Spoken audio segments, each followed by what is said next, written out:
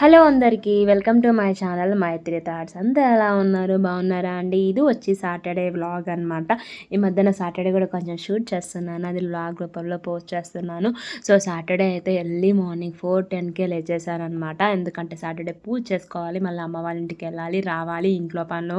So తొందరగా పూజ చేసుకుందాము అని చెప్పేసి తొందరగా లేచానమాట. అందులోనూ సాటర్డే సెకండ్ సాటర్డే అవ్వడంతో పాపగా హాలిడే ఇచ్చారు. సో పాపగా హాలిడే ఇచ్చారంటే ఇంకా ఆమె పనులే సరిపోతాయి నాకు. మళ్ళీ గుడికి వెళ్ళడం లేట్ అవుతుంది అని చెప్పేసి నేను పొద్దున్నే లేసాను. ఈ చలికాలంలో మార్నింగ్ లేవడం ఎంత రిస్క్ అంటే బాబోయ్, ఫుల్ చలి పెడుతుంది. బై ది వే మొదటిసారి మన ఛానల్లో చూస్తున్న వాళ్ళైతే ఈ వీడియో నచ్చితే తప్పకుండా ఒక లైక్ చేయండి, ఎలా ఉందో కామెంట్ చేయండి, అలాగే సబ్స్క్రైబ్ చేయడం మర్చిపోకండి అబ్బా. Please do subscribe to my channel. పక్కన ఉన్న బెల్ ఐకాన్ని ప్రెస్ చేసినట్లయితే నెక్స్ట్ వీడియో అప్లోడ్ చేసినప్పుడు నోటిఫికేషన్ మేము వాళ్ళకి వస్తాయి అనమాట. ఇంకా నేనైతే మొత్తం క్లీనింగ్ చేసేసుకున్నాను, ఇల్లు ఊడ్చి తూడ్చేసాను అనమాట, వాటర్ పెట్టేసుకున్నాను. అలాగే స్టవ్ దగ్గర కూడా ఫ్రైడే నైటే మొత్తం క్లీన్ చేసి పెట్టుకున్నాను. ఇంకా తొందరగా ఫ్రెష్ అప్ అయిపోయి ఇంకా దీపారాధన సంబంధించిన కార్యక్రమాలన్నీ స్టార్ట్ చేస్తున్నాను అనమాట. ఇంకా దేవుని దగ్గర అంతా క్లీన్ చేసేసుకొని వెంకటేశ్వర స్వామి 7 శనివారాల వ్రతంలో నావి 8 వారాలు కంప్లీట్ అయిపోయింది. 9వ వారం అనేది కాదు, కానీ జస్ట్ క్యాజువల్ ఇంకొక ఎక్స్ట్రా వారం చేద్దామని మనసుకు అనిపించి నేను వారం చేశాను. అలాగే మొదటిసారి వ్రతం చేసుకున్న వాళ్ళకి చాలా డౌట్స్ ఉంటాయి కదా, ఆ డౌట్స్ని క్లారిఫై చేస్తూ లాంగ్ వీడియో నిన్న పోస్ట్ చేసేసాను ఆల్రెడీ నేను. సో ఫస్ట్ టైం చేసుకుందాం అనుకున్న వాళ్ళకి ఉన్న డౌట్స్ కోసము, అలాగే నా మనసు తృప్తి కోసము ఇంకా ఎక్స్ట్రా వీక్ చేసుకున్నాను అనమాట, అంతే. సో ఇంకా నా 8 వీక్స్ వ్రతం అయితే కంప్లీట్ అయిపోయింది. శ్రీ వెంకటేశ్వర స్వామి 7 శనివారాల వ్రతంలో నా 7 వారాలు వడ్డీ కింద ఇంకొక వారం 8 వారాలు, ఇంకా వడ్డీ కింద 9వ వారం కూడా కంప్లీట్ అయిపోయింది. యాక్చువల్ అయితే 8 వారాలు చేస్తారు. పూజ అయితే చాలా బాగా చేసుకున్నాను అనమాట. మళ్ళీ అందులోనూ నేను చాలా తొందరగా లేచి పనులన్నీ చేసుకొని గుడికి వెళ్ళి నేను ఇంటికి వచ్చేసరికి 8 అయింది మార్నింగ్ టైము. చాలా తొందరగా ఎంత ఫాస్ట్గా చేశానమాట. బై ది వే సాటర్డే అంటే మీకేం గుర్తొస్తుందో కామెంట్ చేయండి. సాటర్డే ఏంటిది, ఈ టాపిక్ ఏంటిది అనుకుంటున్నారు, చెప్తాను. సాటర్డే ఒక ఎమోషన్ అబ్బా. చిన్నప్పుడు సో నాకు బాగా గుర్తు, సాటర్డే మాకు స్కూల్లో హాఫ్ డే ఉండేదండి, 1:30 వరకు ఉండేది స్కూలు. ఇంకా సాటర్డే ఎప్పుడు వస్తుందా అని లీగల్గా వెయిట్ చేస్తూ ఉండేవాళ్ళము.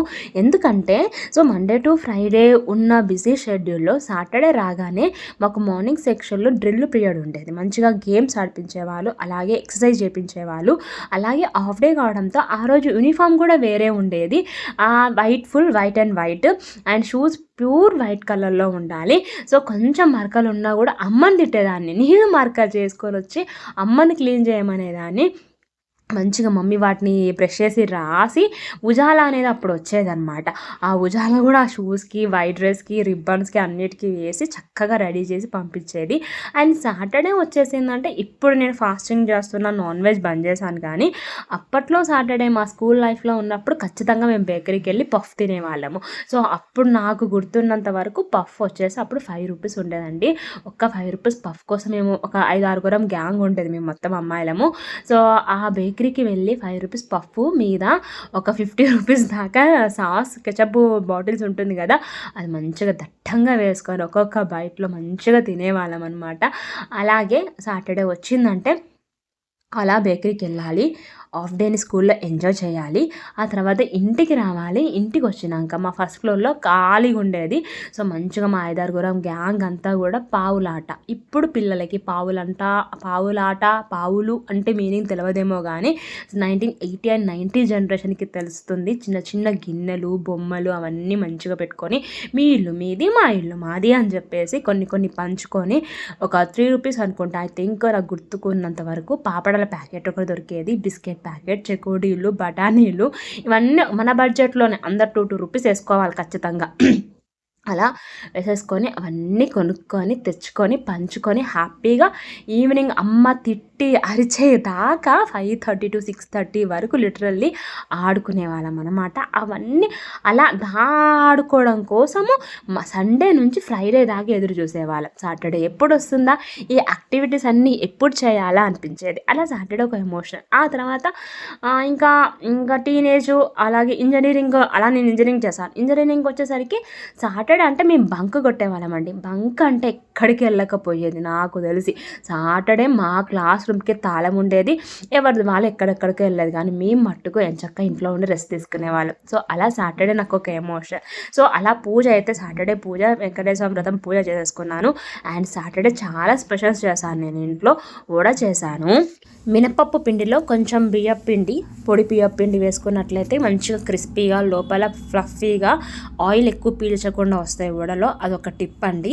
ఆ తర్వాత దీని కాంబినేషన్లో పల్లీల పుట్నాల చట్నీ చేశాను. అండ్ లంచ్ బాక్స్కి వచ్చేసి మంచిగా కాజు పల్లీలు అవన్నీ వేసి నిమ్మకాయ పులిహోర, అలాగే కొంచెం పెరుగన్నం. తర్వాత ఫ్రైడే నైట్ చేసిన చపాతీ ఇక్కడ మిగిలిపోయింది. అలాగే వెంకటేశ్వర స్వామికి నైవేద్యం కింద చక్కెర పొంగల్ చేశాను అనమాట. సో ఇవన్నీ కూడా సాటర్డే మార్నింగ్ సెక్షన్లో నేను చేసిన రెసిపీస్. ఇవన్నీ చేసి పూజ చేసుకొని నేను గుడికి వెళ్ళి ఇంటికి వచ్చేసరికి 8 అయింది. సో ఈ విధంగా వడ చేసినట్లయితే మా ఇంట్లో వాళ్ళకి బాగా నచ్చుతుంది. సో అందుకే టేస్టీగా చేశానన్నమాట. సో నెక్స్ట్ వచ్చేసి వెంకటేశ్వర స్వామి శనివారాల వ్రతంలో ఒక్కసారి దీపం కొండెక్కిన తర్వాత పిండి ప్రమాదం ఏం చేయాలి అని చెప్పి డౌట్ వస్తూ ఉంటుంది. అంటే మొత్తం కంబైన్డ్. సో ఏ వ్లాగ్ అంటే ఏ డే ఇన్ మై లైఫ్ కదండి. సో ఆ రోజు మొత్తం ఏం చేశాను అనేది నేను వీడియో రూపంలో కొద్దిగా పోస్ట్ చేస్తున్నాను అనమాట. సో ఇది కొంచెం క్లారిఫికేషన్ కోసం మరలా కొంచెం లాంగ్ వీడియోలో అయితే ఇంకా మంచి క్లారిటీగా చెప్పొచ్చు కదా అని చెప్తున్నాను. సో కొంచెం పోర్షన్లో ఇంటిలో పాదంతా మంచిగా ప్రసాదంగా నైవేద్యంగా తీసుకోవాలి. మన హస్బెండ్, మన పిల్లలు, మనము. అలాగే అందులో ఒత్తులు బయటికి తీసి పక్కన పెట్టేసుకోవాలి. అలాగే ప్రమిదను వచ్చేసి వాటర్లో కలిపి చెట్లకు వాటర్ కింద పోయొచ్చు, కానీ అవి ప్రారబ్ధం మనం తొక్కొద్దు. లేదా పక్షులకి, గోవులకి నైవేద్యంగా సమర్పించాలి. నేనైతే వెంకటేశ్వర స్వామి గుడి నాకు ఇంటి దగ్గరలో ఉంది కాబట్టి కంపల్సరిగా నేను దర్శనం చేసుకొని వస్తాను. ఆ తర్వాత ఇంక ఇదివరకైతే లాస్ట్ ఇయర్ వరకు మా హస్బెండ్కి పాపకి కూడా కుదిరేది, వాళ్ళని తీసుకొని వెళ్ళేదాన్ని. ఇప్పుడు నేను వాళ్ళతో లింక్ పెట్టుకుంటాను. ఎందుకంటే ఒకరు కుదురుతుంది, ఒకరు కుదరదు. ఎవరు బిజీ షెడ్యూల్ వాళ్ళది. సపరేట్గా నేనే వాళ్ళ తరపున కూడా వెళ్ళి మొక్కేసి వస్తే అయిపోతుంది కదా అని చెప్పేసి ఆ తర్వాత ఎప్పటి నుంచో బూందీ లడ్డు పెట్టాలి. వెంకటేశ్వర స్వామికి బూందీ లడ్డు అంటే చాలా ఇష్టం కదా, నైవేద్యంగా పెట్టాలి అని చెప్పేసి మంచి కోరికతోని మా వారితో తెప్పించుకొని నైవేద్యం తీసుకెళ్ళాలన్నమాట. ఆ తర్వాత గుడికి వెళ్తున్నాను. బయట వెదర్ అయితే ఎంత కూల్గా ఉంది తెలుసా అండి, చాలా కూల్గా ఉంది. మా చలికైతే నేనైతే వణికిపోయాను. దర్శనం చాలా బాగా జరిగింది వెంకటేశ్వర స్వామిది. ఇంకా మంచిగా లడ్డు కూడా అక్కడ పంతులందరికీ ఇచ్చేసి అక్కడ వాళ్ళందరికీ ఇచ్చేసి ఇంటికైతే వచ్చేసాను అనమాట. ఇంటికి వచ్చేసి మళ్ళీ ఫ్రెష్ అప్ అయిపోయి పాపని తీసుకొని మా అమ్మ వాళ్ళ ఇంటికి వెళ్తున్నాను. సో ఇంకా అక్కడ కొంచెం మస్తీ చేస్తున్నాం నేను మా పాప ఆటోలో. అమ్మ వాళ్ళ ఇంట్లో పెయింటింగ్ వర్క్ జరుగుతుందండి. నాన్న సంవత్సరికం దగ్గరికి వస్తుంది. సో అందుకని పెయింటింగ్ వర్క్ ఆల్మోస్ట్ అయిపోయింది. ఇది మెయిన్ డోర్ అనమాట. సో టేక్తో చేసింది. సో దీన్ని కొంచెం మంచిగా పాలిష్ చేపిస్తున్నాము. ఇంట్లో అంతా డస్ట్గా ఉంది. ఆల్మోస్ట్ పెయింటింగ్ వర్క్ అయితే అయిపోయింది. ఇంకా ఇల్లంతా ఒక్కసారి కడిగించేస్తే అయిపోతుంది. ఇంకా నేను ఫ్రైడే కూడా వెళ్ళలేదని చెప్పేసి పాపకు సెకండ్ సాటర్డే హాలిడే ఉందని వెళ్ళాము. ఇంకా ఈవినింగ్ వరకు వచ్చేసామన్నమాట. సో ఎంతైనా ఎంత వర్క్ చేయించినా ఎన్ని చేయించినా కూడా నాన్న లేని లోటే అండి. సో అది బాగా తెలుస్తుంది మాకు. సో ఒక ఆడపిల్లకి తండ్రి ఎంత ఎమోషనల్, ఎంత అటాచ్మెంట్ ఉంటుందో ఈ వీడియో చూస్తున్న ఆడపిల్లలందరికీ తెలియంది కాదు. సో ఇంకా ఆ వర్క్ చూసుకొని మధ్యాహ్నం లంచ్ చేసుకొని ఇంకా మళ్ళీ ఈవినింగ్ ఇంటికి వెళ్తున్నాము. ఎందుకంటే ఈవినింగ్ మళ్ళీ పాపకి డ్యాన్స్ క్లాస్ ఉంది. రీసెంట్గా కూచిపూడి డ్యాన్స్లో జాయిన్ చేశాను అనమాట. ఇప్పుడున్న ఆడపిల్లలందరూ కూడా చదువుతో పాటు మంచి యాక్టివిటీస్లో ఉంటున్నారు కదా, అందుకని జాయిన్ చేశాను అనమాట. అలా పాపని డ్యాన్స్ క్లాస్కి పంపించేసి ఇంకా వచ్చేటప్పుడు వెజిటేబుల్స్ కూడా తీసుకొని వచ్చేసాను అనమాట. ఇంకా ఈ వారం వెజిటేబుల్స్ అయితే చాలా కొద్దిగానే తెచ్చుకున్నాను. ఎందుకంటే ఫ్రైడే నుంచి మళ్ళీ అమ్మ వాళ్ళ ఇంటికి వెళ్ళిపోవాలి. సో అక్క కూడా వస్తుంది అనమాట. సో ఇంకా కొన్ని వెజిటేబుల్స్ తీసుకొచ్చాను. ఆల్రెడీ షార్ట్ నిన్ననే పోస్ట్ చేసేసాను అనమాట. సో ఇందులో కొన్ని పాత వెజిటేబుల్స్ ఉన్నాయి, అవన్నీ తీసి పడేసి మళ్ళీ కొత్త దాంట్లో మళ్ళీ కొత్తవన్నీ సర్దుకోవాలి అని చెప్పేసి సర్దుతున్నాను అనమాట. ఇంకా ఈ వెజిటేబుల్స్ విషయానికి వచ్చేస్తే ఇక్కడ చూసారా, వంకాయలు చాలా లేత వంకాయలు మంచిగా దొరికినాయి అనమాట. చాలా టేస్టీగా ఉంటుంది ఫ్రై చేస్తే. అండ్ నెక్స్ట్ వచ్చేసి cauliflower gobi fried rice recipe పెట్టాను మన ఛానల్లో. సో గోబీ ఫ్రైడ్ రైస్ మళ్ళీ చేయమని మా పాప హస్బెండ్ అడుగుతున్నారు. అందుకే మళ్ళీ చేద్దామని గోబీ తీసుకొచ్చాను. ఆ టమాటా అలాగే ఇంకా నార్మల్గా జనరల్గా ఉండే కూరగాయలు అవన్నీ తీసుకొని వచ్చి సదిరేసి ఒకసారి ఇల్లు క్లీన్ చేసేసుకొని మళ్ళీ నేను ఫ్రెష్ అప్ అయిపోయి దీపారాధన చేసుకున్నాను. ఇంకా సాటర్డే రోజు కంపల్సరీగా శనివారాల వ్రతం ఏదైనా స్పెషల్గా పూజ చేస్తే ఈవినింగ్ కూడా నేను ఇంట్లో పూజ చేసుకుంటాను అన్నమాట. ఆ తర్వాత ఇంకా డిన్నర్ విషయానికి వచ్చేస్తే సో గోధుమ పిండి అట్లు చేద్దామని చెప్పేసి పిండి సోక్ చేసి పెట్టాను. సో అప్పటికప్పుడు ఏదైనా దోశలాగా చేసుకోవాలి అంటే గోధుమ పిండితో ట్రై చేయొచ్చు. చాలా టేస్టీగా వేడివేడిగా తింటే బాగుంటుంది. ఇందులో కప్పు గోధుమ పిండికి ఒక 4-5 టేబుల్ స్పూన్ల బియ్యం పిండి వేసుకున్నాను క్రిస్పీగా రావడానికి. అలాగే టేస్ట్కి సరిపడే సాల్ట్, కొంచెం మెంతిపొడి అండ్ షుగర్ వేస్తే మంచి కలర్ వస్తాయి అన్నమాట అట్లు. సో అది కొంచెం ఒక పావు గంట 20 నిమిషాల ముందు కొంచెం కలిపి పెట్టుకుంటే బాగుంటుంది. ట్రై చేయండి. అండ్ తర్వాత కర్రీస్ విషయానికి వచ్చేస్తే అమ్మ పంపించేది. మధ్యాహ్నం వచ్చేసి మంచిగా టమాటా కొత్తిమీర పచ్చడి, రోటి పచ్చడిలా చేసింది అండ్ ఆలు ఫ్రై చేసింది. ఈ రెండు కూడా అట్లలోకి బాగుంటాయని చెప్పేసి ఇంకా ఇవి తిందామని చెప్పేసి తీసుకొచ్చి పంపించింది అనమాట. ఇంటికి వెళ్ళి మళ్ళీ ఏం చేసుకుంటామని అమ్మాయి అనిపించింది నాకు సాటర్డే డిన్నర్కి అయితే. అంతే నార్మల్గా మనం దోశలు ఎలా వేసుకుంటామో అలాగే వేసేసుకొని అట్లు. సో కొద్దిగా ఆయిల్ కానీ నూనె కానీ వేసేసుకొని మరోవైపు తిప్పుకోవడమే. గోధుమ పిండితో చేస్తున్నాం కాబట్టి చపాతీ ఫ్లేవర్ వస్తుంది మనకు, చపాతీ టేస్ట్ అనేది మనకు తగులుతుందనమాట.